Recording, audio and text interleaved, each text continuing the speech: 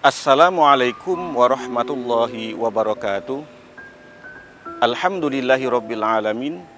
Wassalatu wassalamu ala asrofil anbiya wal mursalin Sayyidina wa maulana Muhammadin wa ala alihi wa sahbihi ajmain, amma ba'du. Pemirsa TV Kepri yang dirahmati Allah subhanahu wa ta'ala, ada sebuah kisah yang diriwayatkan oleh Imam Muslim dari Ibnu Umar radhiyallahu anhuma. Suatu ketika ada seorang yang buta, yang tunanetra itu menghadap Rasulullah sallallahu alaihi wasallam. Beliau menurut riwayat adalah Abdullah bin Ummi Maktum.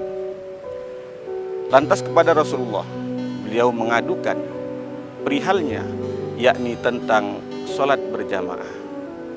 Beliau berkata, innahu laisa li qaidun yakuduni ilal masjid. Sesungguhnya ya Rasulullah, saya tidak punya penuntun yang menuntun saya untuk berangkat ke masjid menunaikan sholat berjamaah. Maka apakah ada keringanan untukku? Rasulullah menjawab dan kemudian memberikan keringanan untuk tidak menunaikan sholat jamaah, untuk tidak menunaikan sholat jamaah di masjid. Tapi ketika Abdullah Ummi Maktum berbalik, kemudian Rasulullah SAW kembali memanggilnya. Kemudian Rasulullah SAW bersabda, hal tasma'un nida bis sholah, hal tasma'un nida bis sholah, kata Rasulullah. Apakah engkau mendengar panggilan untuk mendirikan sholat?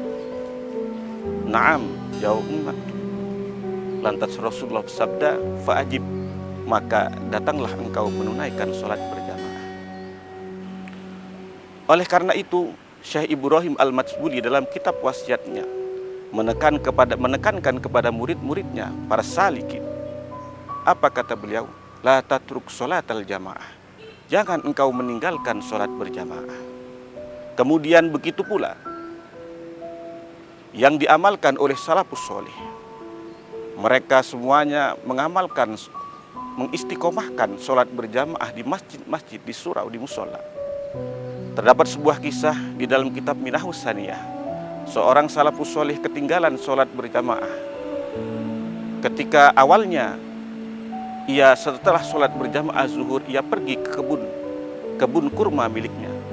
Tetapi ketika ia pulang, ia mendapati masjid sudah mendirikan sholat jamaah asar. Ia cari masjid yang lain, ternyata masjid yang lain pun sudah selesai menjalankan sholat jamaah, sholat asar. Lalu di hadapan para manusia ia mengatakan, saksikanlah bahwa kebun kurmaku ini kusedekahkan untuk para masakin, untuk orang-orang miskin. Mengapa demikian? Dari kisah tersebut, maka Imam Abdullah Asy-Sya'rani mengatakan bahwa para salafus sholih memandang ketika orang tertinggal sholat berjamaah itu bagaikan ia tertimpa musibah. Mereka menganggap tertinggal sholat berjamaah adalah sebuah musibah yang harus disesali dan yang harus dihindari. Kemudian kisah yang lain, Ibnu Umar pernah ketinggalan sholat berjamaah Isya. Dia cari masjid, ternyata semua masjid sudah mendirikan sholat jamaah Isya. Kemudian ia sholat Isya sendiri dan dilanjutkan dengan sholat sunat sampai terbit fajar.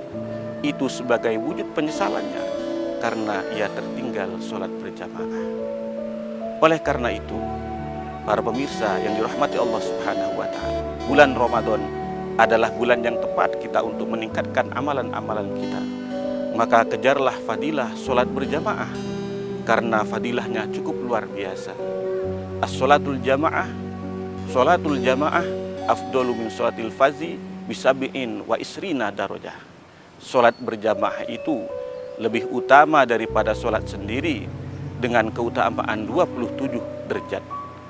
Apa artinya?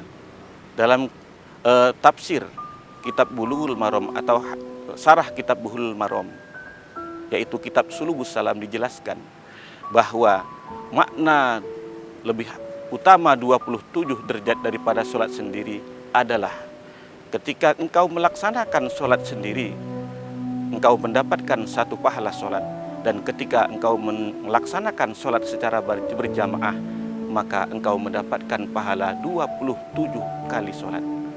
Dan ini tidak bisa terganti dengan pahala-pahala yang lainnya ketika kita sudah tertinggal sholat berjamaah. Sebagai contoh, dalam sebuah kisah, Ibnu Umar pernah telat melaksanakan sholat Isya. Hal ini disebutkan di dalam kitab Minahus Saniyah. Karena kesibukannya melayani seorang tamu, melayani tamu, sehingga ia tertinggal sholat Isya. Lantas Ibnu Umar melaksanakan sholat Isya sebanyak 27 kali sebagai ganti daripada 27 derajat ketika sholat berjamaah. Namun apa yang terjadi? Ketika ia tidur, kemudian ia bermimpi.